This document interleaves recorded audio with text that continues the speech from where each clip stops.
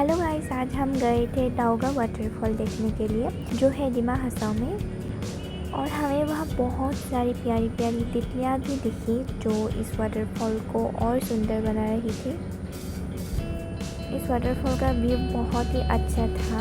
आप सब भी जाना, वहाँ बहुत ही अच्छा लगेगा आप सबको भी। लगता है How long can you hold until your breath falls? It's been too long now.